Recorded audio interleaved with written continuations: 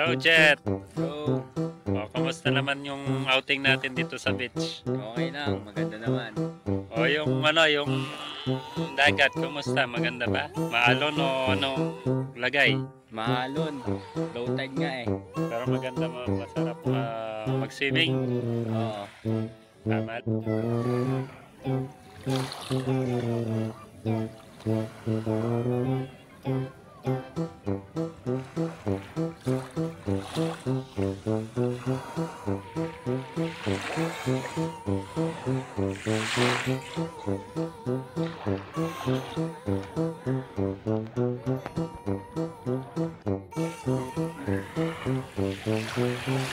Ayan guys, bali ito nga yung beach na napuntahan namin.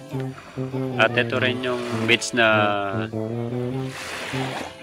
napili pagkatapos ng mga ilang beach dito sa Batangas na pinuntahan namin. Yung dalawang beach ay medyo nagka-problema dahil yung isa medyo mahal yung singil, tapos yung isa naman medyo maselan pagdating sa mga cottage, kaya dito kami napunta sa pangalan ng beach na to.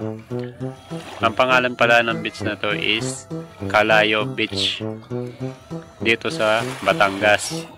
At thanks God naman dahil maganda naman yung beach at tahimik naman yung dagat. Pagkatapos guys, pag umaga hindi siya ganun kalalim, as yun talagang mapapalayo ka bago lumubog yung sabihin na natin 4 feet pataas, kaya sulit. Tapos hindi siya maalon, hindi rin malakas yung current ng dagat, maganda siya. Ayan na po, mangingisda na po yung ating kasama dito. Manguhuli siya ng maraming isda. Ilalayag na niya yung bangkaya na. Boss, paano gamitin yan? Tapos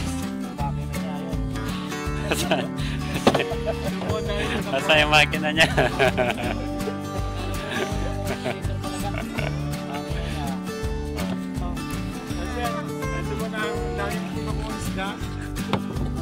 Ayan na po yung isda. Yung isda namin nakuha.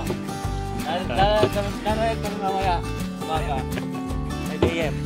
5 AM. Paano yung mga isdang nakuha natin nandito na, oh?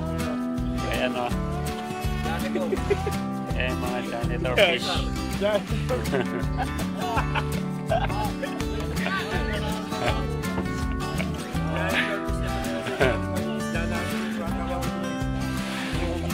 Ayan na yung pasero niya, oh. Ayan. Yung bangka namin. Ito yung ating Bangka namin. Nasaan?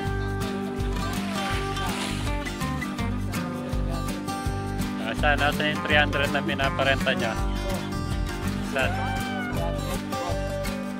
Nasaan yung 300? Dagat po ninyo yan.